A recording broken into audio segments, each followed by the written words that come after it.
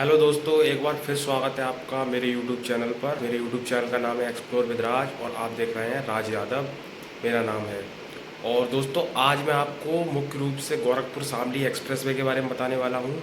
जैसे कि हम इसको हर पार्ट में अलग अलग न्यूज़ देते आए हैं हर तरीके से, तो आज भी मैं इसकी एक अपडेट न्यूज़ लाया हूँ जो जुलाई 2026 में ही इसको अपडेट किया गया है। तो दोस्तों, आपको जानकर हैरानी होगी उस न्यूज़ को, उनके बारे में अगर मैं आपके लिए बताऊं तो वो न्यूज़ मुख्य रूप से किसानों के लिए रहने वाली है। अगर आपकी ज़मीन इसमें जा रही है, आप किसान हैं या आपको ऐसा लग रहा है कि संभावना है कि आपका खेत इसमें जाएगा, कुछ होगा, तो आप प्लीज़ इस वीडियो को पूरी देखें। ये वीडियो आपके लिए ही बनाई गई है।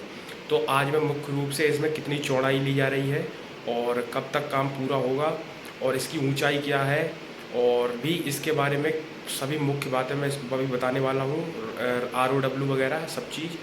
तो आप प्लीज़ वीडियो को अंत तक देखें और उससे पहले चैनल सब्सक्राइब कर दें। उत्तर प्रदेश ही नहीं, पूरे देश में बन रहा सबसे लंबा गोरखपुर शामली एक्सप्रेसवे फिलहाल निर्माणाधीन है, जो कि आपका दिल्ली मुंबई एक्सप्रेसवे या गंगा एक्सप्रेसवे जैसे ये बड़े बड़े लंबे एक्सप्रेसवे हैं, इनकी ही तर्ज पर गोरखपुर शामली एक्सप्रेसवे को डिज़ाइन किया जा रहा है, जिससे कि एक लंबी दूरी को बहुत ज़्यादा कम समय में लोगों को तय करवा दे।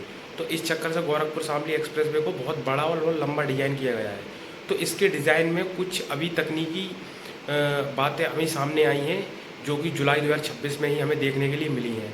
तो इसमें जो किसी के भी खेत वगैरह जा रहे हैं जिसको संभावना है कि हमारे आसपास से गोरखपुर शामली एक्सप्रेस में निकलने वाला है, तो उसके लिए ये वीडियो एक वरदान साबित होगी। आज मैं आपको इसमें सभी चीज़ों का क्लियर करने वाला हूँ। जुलाई 2026 में अपडेट आई, जून 2026 में अपडेट आई, उसके बारे में सभी आपको चीज़ें बताने वाला हूँ और अब क्या होने वाला है अगली जो अगस्त महीना आ रहा है और इससे आगे तक, तो इसका काम कब शुरू होगा वो भी मैं आपको बताऊंगा। तो आप वीडियो अंत तक देखें। चलिए शुरू करते हैं बिना किसी देरी के। तो जैसे कि दोस्तों, आप लोग हमसे पूछते रहते हो कमेंट में कि कितने मीटर चौड़ाई ली जाएगी और इसकी ऊंचाई क्या होगी, तो आपको इसमें मैं बता दूं, जल्द ही ये अभी खबर आई है। इसमें इस बदलाव में 6 लेन जो एक्सप्रेस में पहले था मुख्य रूप से, उसको 4 लेन के पीछे भारतीय राष्ट्रीय राजमार्ग प्राधिकरण NHAI के कुछ बेहद महत्वपूर्ण तकनीकी और व्यवहारिक कारण हैं। इसके चक्कर से ये 4 लेन अब इसकी रहने वाली है। तो ये ज़मीन पूरी तरीके से 6 से 8 लेन की ली जा रही है। ज़मीन की जो चौड़ाई वगैरह होगी उस हिसाब से ली जा रही है, जिससे इसे भविष्य में 8 लेन तक किया जा सके। सरकार ज़मीन कम नहीं खरीद रही। इस एक्सप्रेसवे के लिए करीब 150 मीटर चौड़ा राइट ऑफ वे और ROW अधिकृत किया जा रहा है। इतनी ज़मीन 6 या 8 लेन एक्सप्रेसवे बनाने के लिए भी काफ़ी होती है। ज़मीन अभी इसलिए ज़्यादा ली जा रही है ताकि भविष्य में जब ट्रैफिक बढ़े तो दोबारा किसानों से ज़मीन ना मांगनी पड़े और ना ही कोई विवाद हो। तो इस चक्कर से सरकार पहले ही बहुत चौड़ाई ले रही है और जो एक्सप्रेसवे है वो 4 लेन किया जाएगा, जैसे कि अभी सुनने में आया। उस बाद में बदल जाए तो वो कह नहीं सकते, पर फिलहाल ये जो खबर आई है स्रोतों से हमें पता चला है कि एक्सप्रेसवे अब 4 लेन का बनाया जाएगा। और लोग बहुत कह भी रहे थे तो हमने ध्यान नहीं दिया, मगर आज पता चला। तो सरकार ऐसा क्यों करती है कि जैसे ज़्यादा ज़मीन लेती है और कम पर सड़क डालकर उससे 4 या 6 लेन पहले करती है, उसके बाद 8 लेन तक उसको बताती है कि इसको करा जाएगा बाद में।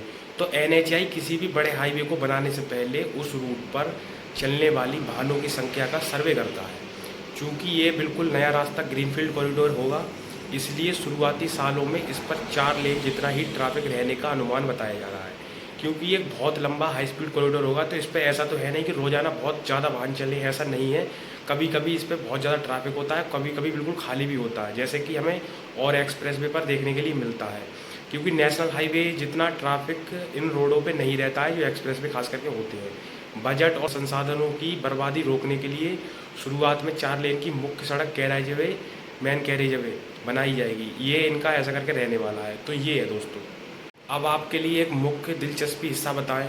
पुल और फ्लाईओवर पहले से ही 6 लेन के बनेंगे। जी हाँ, जो फ्लाईओवर वगैरह होंगे वो पूरी तरीके से 6 लेन के बनाए जाएंगे, जिससे कि यहाँ पर ऊपर ट्रैफिक इतना ना बढ़े।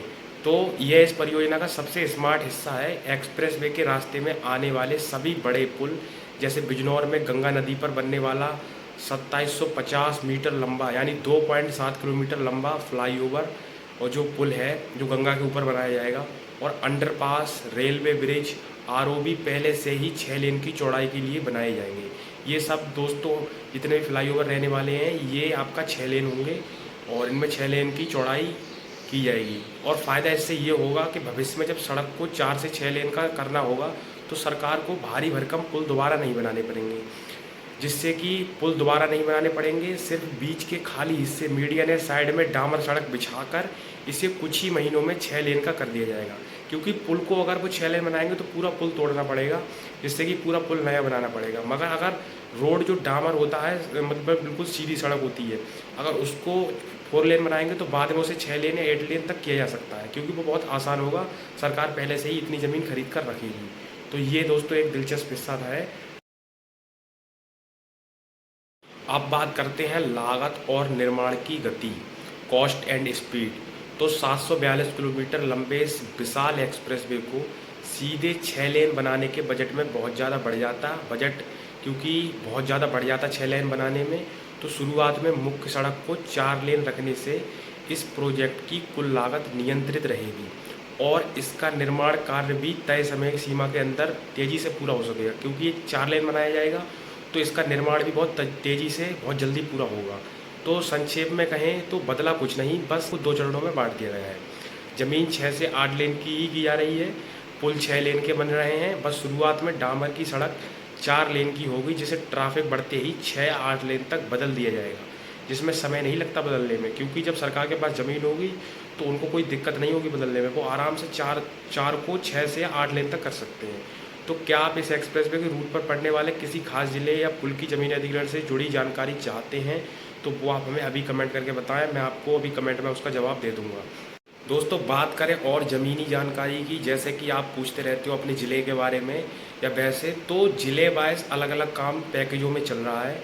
जैसे कि पहला हिस्सा हमने आपको लिए बताया कि शामली से लेकर पुमाया जो शाहजहाँपुर ज़िले में पड़ता है वहाँ तक की रखा गया है। तो वो पहला जो हिस्सा है पैकेज फर्स्ट, उसमें काम बहुत तेज़ी से चल रहा है। आप देख रहे होंगे कि जितने भी शामली से लेकर और शाहजहाँपुर तक ज़िले आते हैं इस एक्सप्रेसवे में, उनमें काम बहुत तेज़ी से चल रहा है। जबकि जो ज़िले उधर के हैं उनमें काम चल तो रहा है मगर बहुत धीरे चल रहा है, या फिर अभी कुछ ज़िलों में काम स्टार्ट ही हुआ है।